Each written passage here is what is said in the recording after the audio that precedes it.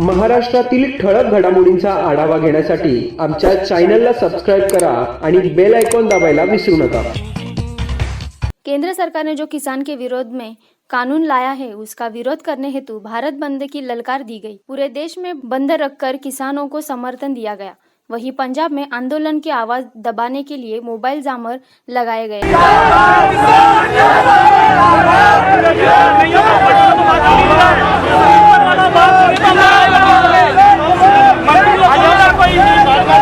विपरीत स्थितियों में पिछले 13 दिन पर दिल्ली की सड़कों पर ठंड पे अपना आंदोलन कर रहे हैं। आज उन्होंने भारत बंद का ऐलान किया था।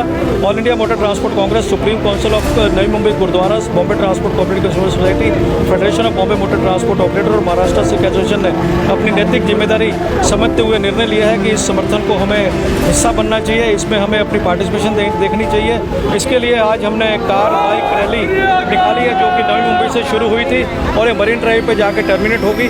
वहाँ पर एक ह्यूमन चेन का फॉर्म लेगी और इस माध्यम से हम अपना समर्थन उनको अपना जाहिर करेंगे।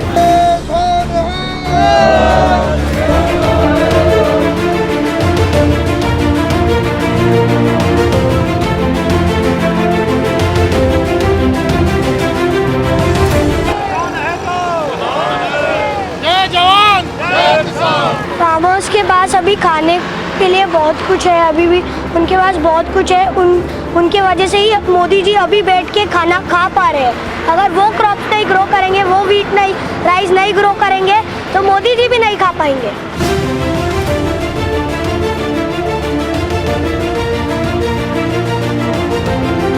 अब मैं चाहती हूँ कि आप लोग प्लीज़ फार्मर को सपोर्ट कीजिए, as no farmers no food.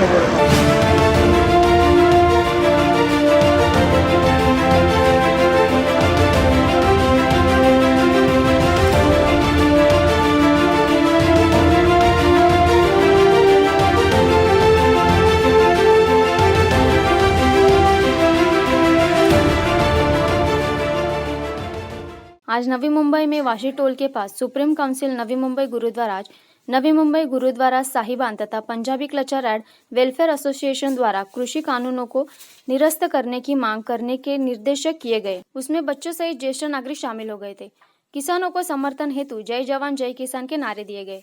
Supreme council के जनरल सेक्रेटरी MS रंधवा सहित गुरुद्वारा वाशी के प्रेसिडेंट अमरजीत सिंह, नरेंद्र सिंह कोहली, सरदार जयसवंदर सिंह और भारी संख्या में नागरिक शामिल हो गए थे। किसानों को सपोर्ट के हेतु जानकारी देते समय कहा, पूरे न्यू बॉम्बे के gurudwara Punjabi culture welfare association और न्यू बॉम्बे की संगत की तरफ से प्रधानमंत्री मोदी जी और मोदी जी की सरकार को अपील करना चाहता हूं कि सब शांतमयी से हो रहा है, इसको शांतमयी से ही ख़त्म करो।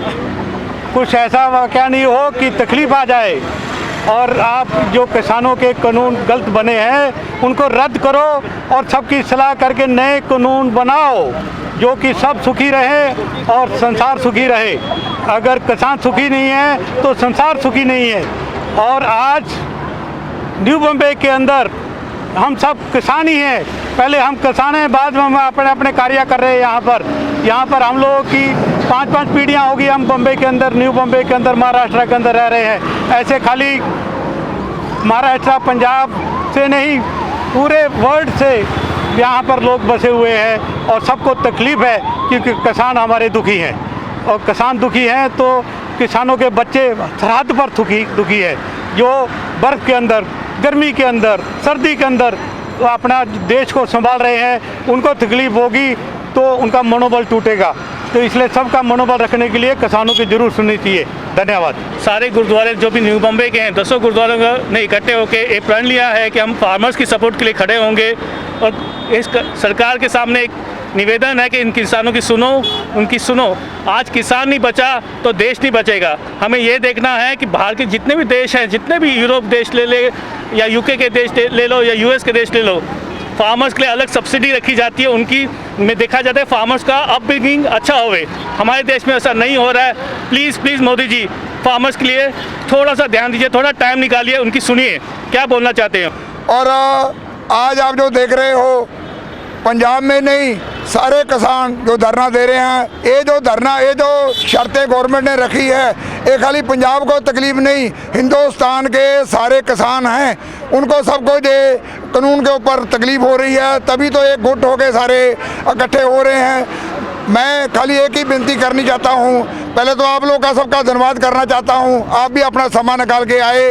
अगर कितना अच्छा होता, आज जो किसान दिल्ली में इकट्ठे हुए हैं, तकरीबन 10-12 दिन से वो लोग इकट्ठे इतनी ठंडी में बैठे हैं, कितना अच्छा होता हमारे देश का पीएम प्रधानमंत्री अगर उनके पास आके बैठ के उनकी बात सुनता, उनकी दुख तकलीफों दूर करता, आज कितनी हमारी खुशी होती। अगर हम जो सोचते हैं हमारे अच्छे दिन आएंगे तो फिर कभी अच्छे दिन आएंगे। मेरे को लगता है अगर आज भी मौका है उनके पास, अगर वो आज आके किसानों की बात सुने, भाई आपको क्या तकलीफ है, बाकी बातों को छोड़ो, पॉलिटिशियन को छोड़ो, और किसानों की क्या तकलीफ है, अगर आज उनको आके पूछें, उनकी आगे सुने, ये सारा जो भी मसला है सारा दूर हो जाएगा। किसी को शौक नहीं है। आज आप देख रहे हो कि छोटे छोटे बच्चे रोड के ऊपर खड़े हैं, जगह जगह के ऊपर बच्चे खड़े हैं। आज दिल्ली के अंदर पूरे जगह जगह पे धरने दे रहे हैं, इसकी क्या ज़रूरत है। अगर जब भी हम सरकार बनाते हैं, सरकार हमारे पास आती है, हम उनको वोट दे के जिताते हैं। अगर वो वोट जीतने के बाद में जब भी मंत्री बन जाते हैं, जब भी पब्लिक को नहीं पूछते, ये कौन सा कानून है। मैं खाली एक ही विनती करनी चाहता हूँ, अगर प्रधानमंत्री अगर मेरी बात सुने, अगर उनके अंदर कोई भी दया है, थोड़ी भी अगर दया है, वो सिखों के पास जाके, वो नौजवान बच्चे बैठे हैं उधर बुजुर्ग औरतें बैठी हैं, उनके पास जाके उनको क्या दुख है, क्या तकलीफ़ है, उनकी बात तो सुने कम से कम। उनको पत्थर नहीं मारें, उनको पानी नहीं फेंकें, उनका जितना जो हाल है वो दूर करें, तो ही हमारा ये हिंदुस्तान ये सुखी हो सकता है। मेरा नाम तेजिंदर सिंह है। मेरा एक ही सवाल है मौजूदा सेंट्रल गवर्नमेंट के लिए। 2014 में आपने आपके मैनिफेस्टो में कहा था कि किसान जो है उसकी इनकम डबल हो जाएगी, तो ये कहाँ पर डबल हुई है आज। आप एमएसपी की बात करते हैं कि एमएसपी के ऊपर कोई खतरा नहीं है, कोई प्रॉब्लम नहीं है, लेकिन आपके खुद के फूड कॉरपोरेशन ऑफ इंडिया की वेबसाइट पर आप जाके देखिए कि क्या एमएसपी पर कौन कौन से कमोडिटीज़ पर आपने परचेजिंग की है, और जो परचेजिंग भी हुई है, जिस वक्त आपके एफसीआई के टारगेट्स पूरे हो गए हैं, तो जो सोयाबीन 1600 रुपये के हिसाब से जाना चाहिए था, वही सोयाबीन 850 में गया है। और ये आंकड़े आपके फूड कॉरपोरेशन वेबसाइट के ऊपर है, सेंट्रल गवर्नमेंट के। उसके बाद में आपने 3 बिल पास किए हैं, आपने 3 बिल पास किए हैं। 3 बिल के हिसाब से आपने इसेंशियल कमोडिटी एक्ट के अंदर से ऑनियन, पोटैटोज, पल्सेस वो निकालने की बात की है। किस बेसिस पर आप लोगों ने ये इसेंशियल कमोडिटीज़ में से निकालने की बात सोची है? इसके पीछे का बैकग्राउंड आपने किसान को क्यों नहीं बताया कभी? दूसरा, अगर आप कहते हैं कि मंडी हम ख़त्म कर रहे हैं, या मंडी को हम जो है जो दलाल हैं उसको हम ख़त्म करना चाहते हैं, पहली बात आपकी दलाल की डेफिनेशन क्या है, ये आपने किसानों को आज तक क्लियर नहीं किया। आज किसान क्यों लड़ रहा है? किसान बोलता है कि हम एक रॉ प्रोडक्ट ज़मीन से निकाल के मंडी में लेके आते हैं। जो मंडी में जब ये माल जाता है तो वो सफाई करते हैं, उसको क्लीन करते हैं और उसको बेचते हैं। तो वो दलाल नहीं है, वो सर्विस प्रोवाइडर हैं। तो अगर गवर्नमेंट बोलती है कि ये दलाल हैं, तो ये एक उनका अपना पर्सनल एजेंडा है, जो उन्होंने सर्विस प्रोवाइडर को दलाल बना दिया है। और अगर वो बोलते हैं कि एक किसान ही ये सब सफाई करके दे, तो किसान खेती कब करेगा, किसान कमाएगा कैसे?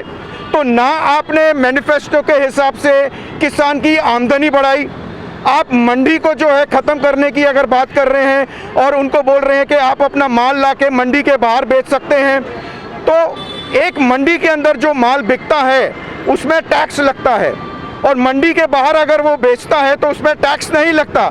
तो इस तरह से क्या आप अनएम्प्लॉयमेंट नहीं जनरेट कर रहे? आप अगर ट्रांसपोर्टेशन की बात करते हैं और ये सब चीज़ों जो बिल की आप बात कर रहे हैं, इसमें आप कॉरपोरेट को अगर बीच में डालने की बात कर रहे हैं, तो एक छोटा किसान, अगर आप एक कैलकुलेशन करें, 60% अगर हमारी एग्रीकल्चर इनकम से हमारी पॉपुलेशन चल रही है, तो एक जो छोटा किसान कई सालों से आज मरता आ रहा है, उसके मरने का कारण क्या है? मैं अपने देशवासियों को और अपने प्रधानमंत्री जी को एक संदेश देना चाहती हूँ कि आज जब जगह जगह पर किसानों ने धरने लगाए हैं, क्योंकि वो अपनी मांग रहे हैं, हक मांग रहे हैं, कोई वो ऐसे आप मेहरबानी करोगे अगर प्यार से दोगे, क्योंकि ये आपके ही देशवासी हैं, आपकी प्रजा है, और आपके ये प्रजा को अगर आप खुश करेंगे, क्योंकि राजा का फ़र्ज़ होता है, प्रधानमंत्री भी आज का राजा है, हिंदुस्तान क्या, भारत क्या, दुनिया में भी इसका एक नाम हो सकता है अगर उसकी प्रजा खुश हो जाए। आज आप देखो कितने दिनों से ये किसान जगह जगह पर सर्दियों में, गर्मियों में भूखे रह के तो कैसे और कितनी मुश्किलों में भी पर अपना वो हक मांग रहे हैं आपसे। आप जिस दौर से ज़िंदगी गुजरी है, जिस जैसे आपको ये सीट मिली है, आप प्रधानमंत्री बने हो, आपके सामने तो सब हालात मालूम है कि गरीबी से जब उठ के कोई ऊपर जाता है तो उसको कुछ समझाने की ज़रूरत नहीं रहती।